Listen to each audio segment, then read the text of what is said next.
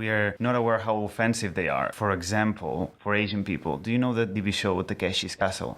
Oh, yes, the Japanese one. Do you know how that's called in Spain? What? Yellow humor. These Spanish people!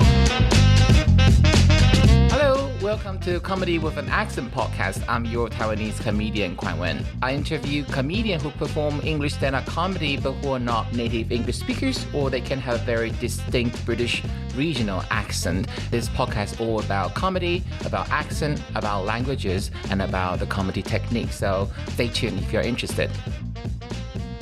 Hello, good morning, or should I say hola. Welcome back to another episode of Comedy with an Accent podcast with that accented Spanish greeting. I guess you can imagine I have my third Spanish-speaking guest. It's not because I have such a love and passion for the Spanish culture. It's just there are a lot of them.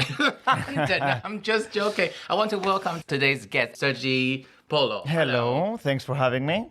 Is this Sergi or Sergi? Sergi. Sergi. And is that short for Sergio? No, because Sergi is a Catalan name and Sergio is a Spanish name. Oops, I didn't know we'll come to the political point this when people ask me about that, I'm just like, yeah, I guess I'm just lucky enough that I have a name that literally tells for a lot of people where I am exactly from. Spanish people, when they ask for my name and I tell them Sergi, they're like, oh, Catalan. And I'm like, yes. Okay, interesting. I didn't expect that. It just derailed my whole timeline for today's interview because I was expecting to talk about this a bit later. But let me explain. So, Sergi, you are the third Spanish-speaking guest. The first guest, Isa, is from Andalusia. The second guest is from Argentina. And you're from... Barcelona. The region is Catalonia. Catalonia. The language, I've just realized I've never pronounced your language in English before. The language, I think, is Catalan.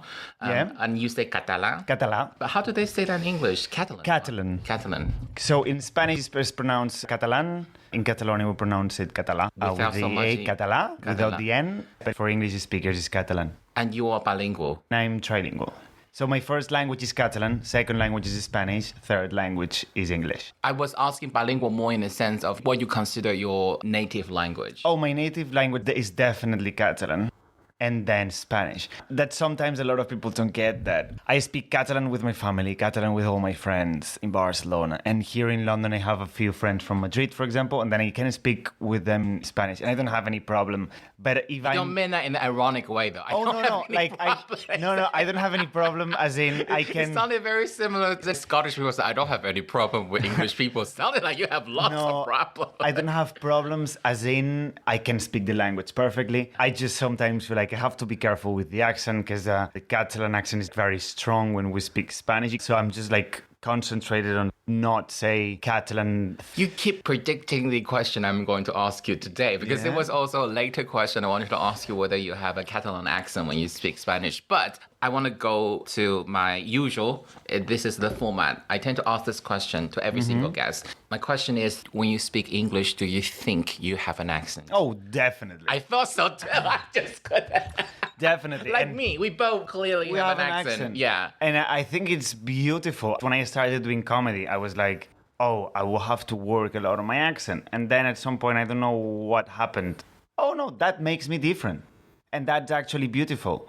And I'm lucky because a lot of English speakers, they really like the Spanish accent. There is not an issue. And I just love it. It doesn't sound like for me, when I talk, I'm just pronouncing perfect English, but I know I'm not. But yeah, I have an accent 100%. And it's beautiful. Your accent is endearing. I think your accent is so fitting and so matching of your persona on and off stage. Thank you. If I have to describe you, you're a very sunny person. Thank you. In a rather cloudy and rainy country. So let's just see how long you can survive before you start to wither. Right? But you're a very sunny person. You have a fast-ish tempo when you do your comedy delivery. Because I think saying that your accent is cute sounds a bit patronizing, but it's endearing. Your accent is like whatever helps your ray of sunshine to warm up the room. The audience will warm to you very quickly. I'm going to follow up with my second question. Do you think your accent is strong or mild? It's mild according to me. I think it's strong for everyone who listens to that. I think it can be very strong. And sometimes, especially when I have like day-to-day conversations, I just make a lot of mistakes. especially like accent-wise, because in Spanish, we don't pronounce the V's. We use a vowel with the words that start with S, like Spain or Scotland. It's like the Jen Brister's joke. She talks about her Spanish mom not being able to pronounce her brother's name, which is Stephen, but her mom will always say Esteban. Esteban. Yeah, I feel, and this is part of our accent, and I think it's what it makes it beautiful. Yeah, I think I have like a very strong accent. So when you're talking to me now and knowing that I'm paying attention to your accent, were you censoring and really making an effort to enunciate at this No, point? not really. So you're just talking as I usually talk like that. That's how I sound. I feel like it's not as strong as like Sofia Vergara, for example. Okay. Her accent is really strong. I can speak like this. I could speak like this if I wanted. And I think sometimes when I do that, what I'm doing now, which is making it stronger, a lot of people is like, oh, but you already talk like that. And I'm like, nah, it's not that much. That's what I think as well, though. As you say, in our head, we are close to perfection. But my realization came because of comedy. I had to listen to my own recording when I do comedy. Yeah. I want to improve on my set. And when I hear the recording, it is indisputable that there are so many, incorrect English pronunciation. It was clear my accent. And I know sometimes if I really make an effort to screen and monitor every single syllable I'm pronouncing, I can make it better. But always, at some point, I will slip. No, but you don't, what does it mean make it better? Not make it better. Make it... You're not making better, you're just changing it. And I think it is unique having an accent now. If someone doesn't like it, they won't like you either way. So it's fine, you don't have to change it to be likable and people can understand you. So why would you change it? You can improve your vocabulary and the pronunciation. Like I didn't know how to pronounce vegetables when I moved here. You can learn these things. There is still an accent in there. Because there will be English will trap you, right? Typically, if you don't remember where that, how do you call that, like a stress or the accent is, you will go vegetable. Vegetable is a common mistake because I think in a lot of European languages, you know exactly how to pronounce things. It's not English very tricky. Yeah, because we literally write the words the way they sound. In Spanish, you will have this little, how do you call that, a dot or something to signify where you need to drive your sound. How do you call that? Like the vowels. We call it acento, which like if you literally... The accent, right? If you literally translate the word, it's accent, but it would be... I always say like the tick on top when I'm trying to explain this to an English person. If I say accent, they understand like as like the way you sound. Yeah, and in Mandarin we call that the heavy sound. So that's where you really need to land. So the intonation is light. It's not right because intonation I think is for a whole sentence. So when you pronounce a multisyllabic, I don't know how to say it in English. So if one word had multiple syllables, there is one syllable, the sound you need to go down. Strong, definitely. Yeah, same in Spanish. About. And the rules in Spanish are very clear. So it's like, my name is Sergi. If I had an accent like the tick on top, by the end of my name in the Y, it would be Sergi instead of Sergi. The Y, but there's no Y in your name. Sorry. Yeah, there's no Y in my name. No. Here I struggle a lot with this as well. E in English, in Spanish is E. I in English, in Spanish is E. Oh. So that's very confusing as well. I have to say, sorry, I don't know how much we just discussed can stay because I think it's not exactly like a technical. No, don't be sorry. It just, they will be cut out because after I have the podcast statistic, I will see the point when people start to drop and stop listening to the podcast. So I realized that if I gone too deep in grammars and sort of stuff, phonetics is fine. But English-speaking people, please be nice to us because you never realize the struggle we have to face. So for example, for you, it's all natural, but for us, why would you say a table is a table, but when you put table in vegetable, it's not vegetable? How do you call it again in Spanish? I'm going to use the Spanish term. Acento, okay. Yeah, it has like the and people love that. I don't know acento. Why. Okay, if you do the acento at V, it would be vegetable. You put the acento at T, that's vegetable.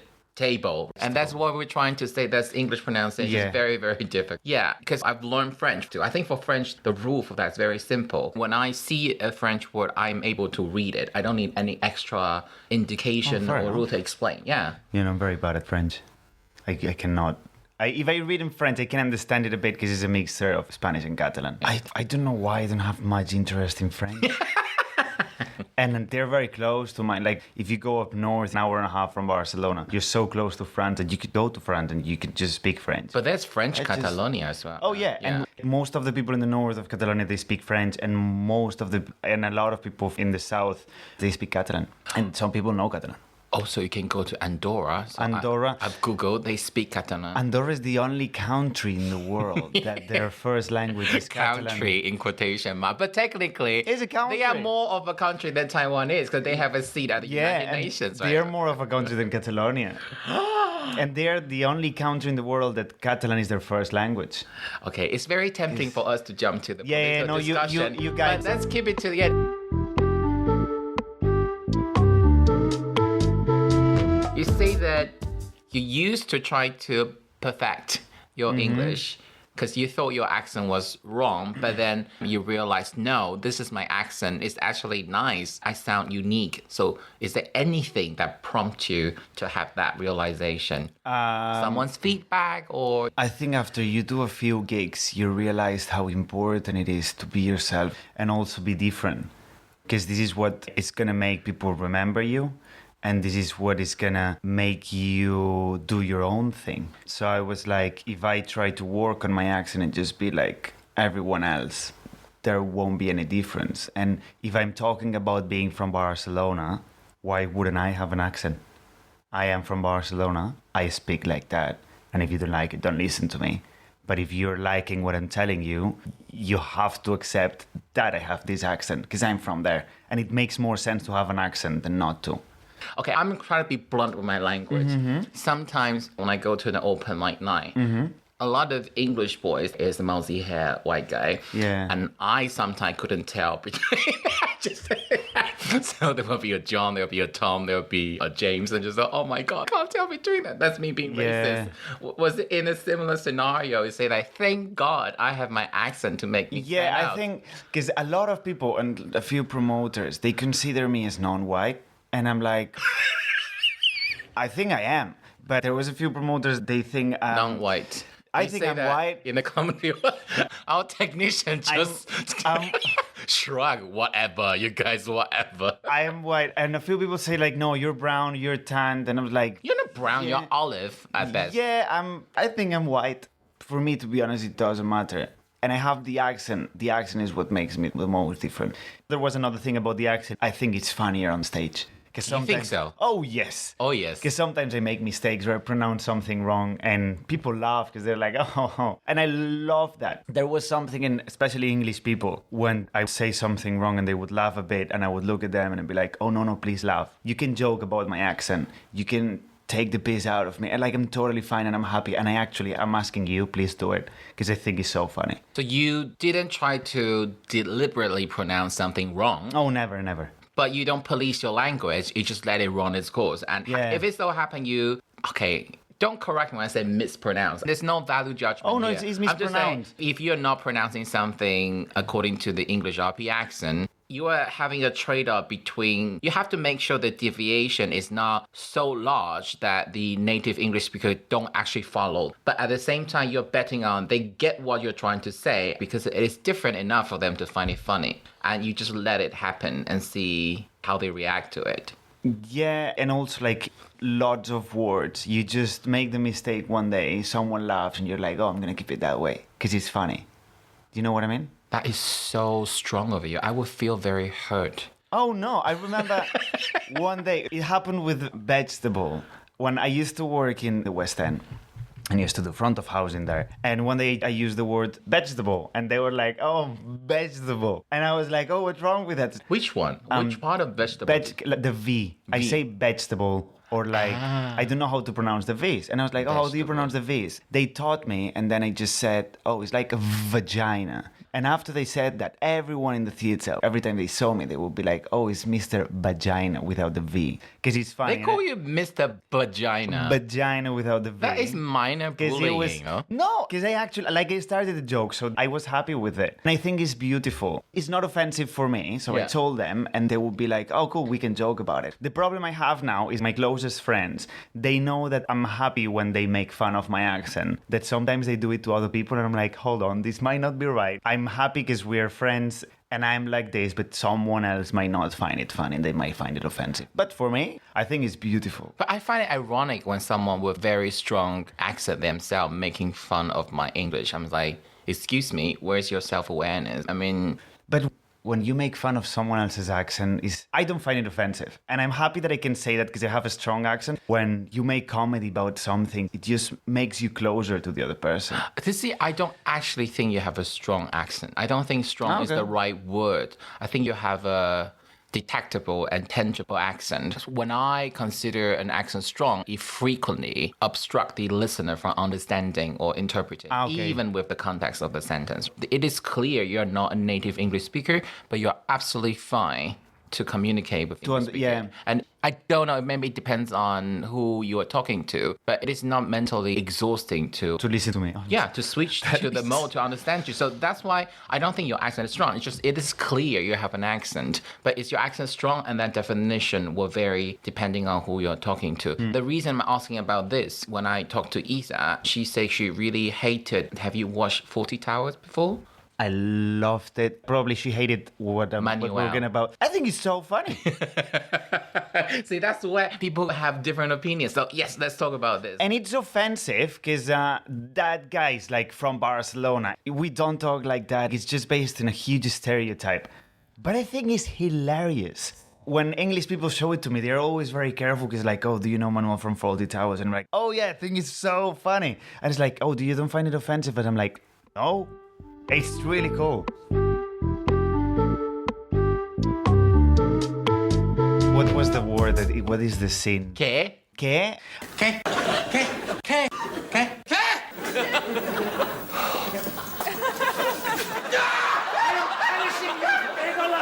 And I think it's funny, and it's based on a stereotype. Why is that offensive? They're just making fun of you. And maybe this is a Catalan thing. We love making fun of ourselves. Satire, in Spanish, is satira. Being dark about yourself or your culture and stuff like that. In Catalonia, there is a TV show that makes fun to the extreme about the politicians, and everyone loves it. Even politicians love it. They tried the same TV show in Madrid, didn't work, because people were like, why would you make fun of that? It's like, it's not funny. So we just love when someone makes fun of our culture or things. Obviously, you have like a red line, but I don't find it offensive. I find it cool. It's like, oh, someone realized this about my culture, and he's just making fun of it. I maybe don't find it offensive because this culture hasn't been oppressed. And even though we've been oppressed, because 50, 60 years ago, people were not allowed to speak our language in our country. We couldn't speak Catalan. So even having this, I don't find it offensive, and I think it's amazing. And I think we should be more like that. It's just a joke. Now, fascinating to know, but I would disagree with you kindly that I don't want it to be more like that, because I wonder whether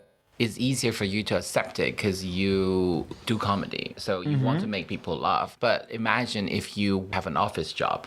And if you're a middle rank manager and you're a Spanish guy who tried to manage a group of English speaking people, if it is accepted that at a team event, they can take the mickey out of your accent. And just imagine that when you're drunk, because it sort of undermines your authority. It just makes it more difficult. Yeah, but you have a time and a place. Like before I quit my job to do comedy, I used to be in charge of people. And obviously when you're managing them, it's not the right place for them to make fun of you. But when you're having a pint or something, it's fine if they do it. Yeah. And I'm happy. And they're like, oh, you said this. And I was like, oh. And you just laugh. And I just love stereotypical jokes about Spanish people, or especially about Catalan people. The stereotype of Catalan people is like, we're very tight with money. And I don't think it's a stereotype. I think it's a reality. It's a stereotype based on truth. It's true. And I'm proud of it. Yeah, we're tight on money. We're careful all the time with what we spend our money on. That's why you don't want a fiscal transfer to the southern Spanish regions. But I think that stereotype is true. And when people make fun of it, I'm like, yeah. And I look at them being like, you're always spending your money in shit. And I'm not. So it's like, you have the problem. Today's theme is my plan being derailed because I want the guests to openly share what they are thinking. And I am on the other side of you when it comes to English speaker mocking different accents. So you are free to talk about what you think.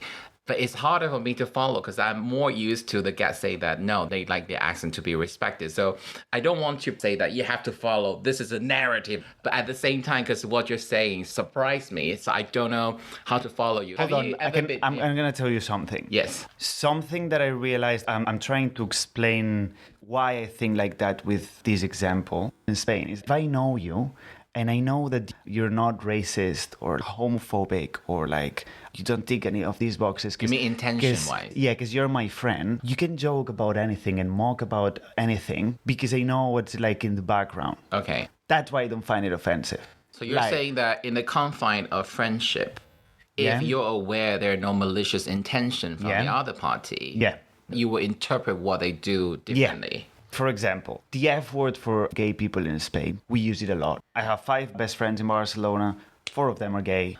They know my position on that. They know that I just don't care. Like, I love them so much. Because of that, I can use the F word on them because they know what I think. And we use it in a friendship context. But would you make it as far as if someone is your friend is black, would you then use the N-word? Does this rule apply then? Definitely. And in Spain, we say the N-word. And actually didn't know I couldn't use it until I moved here. Oh my God. Oh my God. Did it land in any trouble? It happened in New York and a guy had to tell me, hey, you cannot use this word. And I was like, I'm so sorry. I didn't know that. It's just like this cultural thing. And this is a story I already told a few times. Yeah, in Spain, some people use it. And actually, when I moved to London, I used to work in a store where I had a black colleague from Spain. So he was aware of this and he would ask me to call him the N-word in front of English people to see the reaction, just for fun. And we didn't know how racist that was for English people because it's just like this cultural difference that is huge. Many, many years ago, there was a visiting Spanish basketball team to Taiwan and they want to show their friendliness. Do you know what they do? No. So the whole Spanish basketball team posts a picture when every single Spanish pull their eyes into like a squint eyes. I wonder whether they overinterpret what you're saying, because that certainly is a loss in translation culturally. They probably interpret the rule you just explained a bit too far. I think it's something else in there. It's racism. They're not aware because they haven't been What I'm trying to say, okay, let me put it bluntly. I think on the PC front, Spain is not the most... I'm not saying Spain is a rude country. Oh, no, it is. But it definitely is not as careful as an Anglo-Saxon country. The problem, Spain is a very white country. We don't have enough education because we don't have enough non-white people. And I think this is a thing that the whole country has, as in we're not properly educated on these things. Someone has to tell us that there is a line and that there are some things that are not okay. I have to even educate my family to be like, hey, mom, this is not right. You cannot refer this person as that. And it's not excusing. We need to learn, but we still have a long way to go. So, and I agree with you on that. But we have a lot of things that happen and that we are not aware how offensive they are. For example, for Asian people, do you know the TV show Takeshi's Castle? Oh, yes, Takeshi. The Japanese one. Do you know how that's called in Spain? What? Yellow humor. These Spanish people.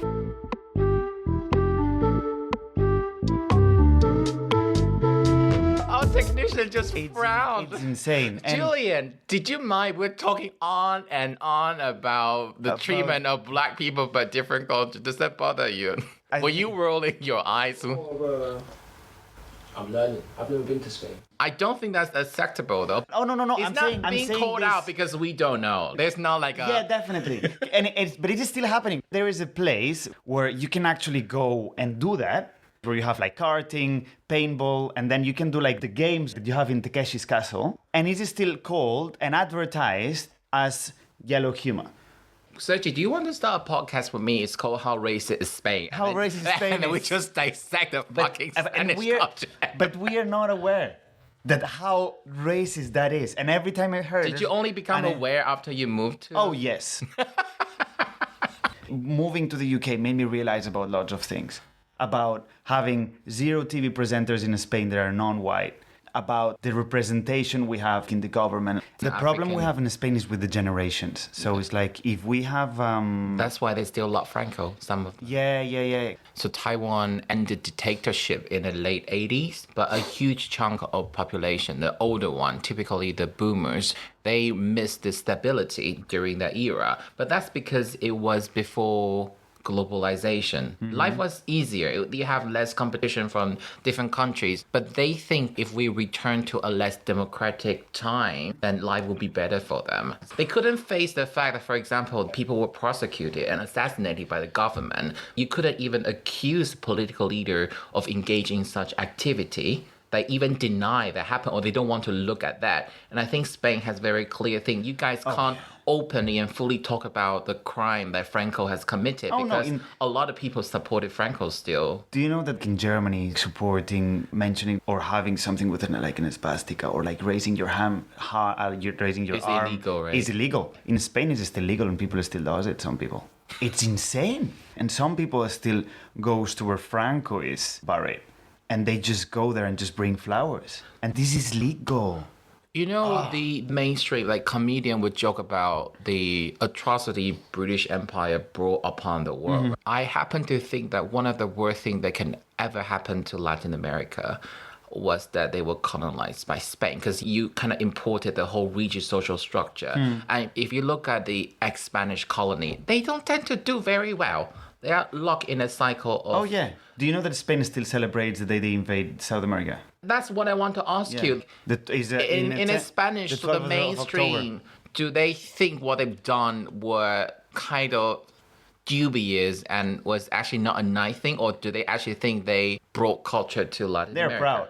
Oh, my God. Yeah. I don't know what to say. Okay. It's insane. They're proud, and it's awful. Because in Catalonia, we always say the 12th of October, we have like posters and we just put it in the balcony and stuff, and we say nothing to celebrate because there is nothing to be proud of. We do it in more ways, as in we don't want to be part of that. It's just an atrocity, and I feel like the UK is sorry about it. Not sorry. Yeah, but you know what I mean? Kind of, yeah. But they're aware. Germany apologized in their way, and Spain is proud of that. That's just insane if you think about it. And I just saw all these things by just leaving the country and just seeing it from another perspective. I just don't really understand these things. I still have like a lot to learn, and I'm happy I'm here in the UK.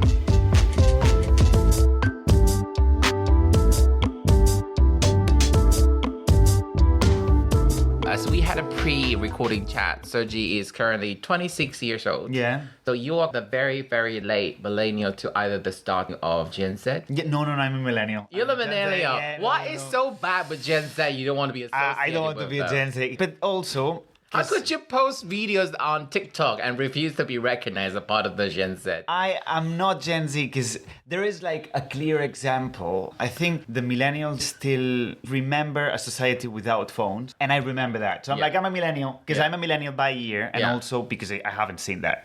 I remember being 5-year-old.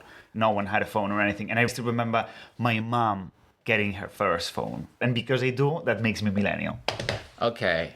You may sound genuine, but can I just say your behavior right now is exactly as someone saying that, oh my God, he is so drugged up. He does meth. I only do cocaine. That's what you sound like to me at this moment. No, but I was born in 95. Okay, and the reason I'm asking about this is your age group. Your generation is the one with the help of technology. People lose their accent. Southern European, 10 or 20 years ago, are perceived as the people who could never master another foreign language. Even they learn another language, it's always considered that they won't be able to get rid of their accent. But because we have dubbed movies, I think that exactly. But what I'm saying is your generation, I now change my mind because when I start to meet people from Southern Europe in their 20s, and a lot of time went to comedy gigs, I talked to a lot of Carlos and a lot of Paolos. They sound very, very international English, and the accent is so light. I disagree with you completely. You disagree with me? I disagree with you. I had a selective bias group of sampling. Yeah, you cannot imagine the amount of people I've met, like most of my friends when they met Spanish people, that they've been in the UK for longer than I've been.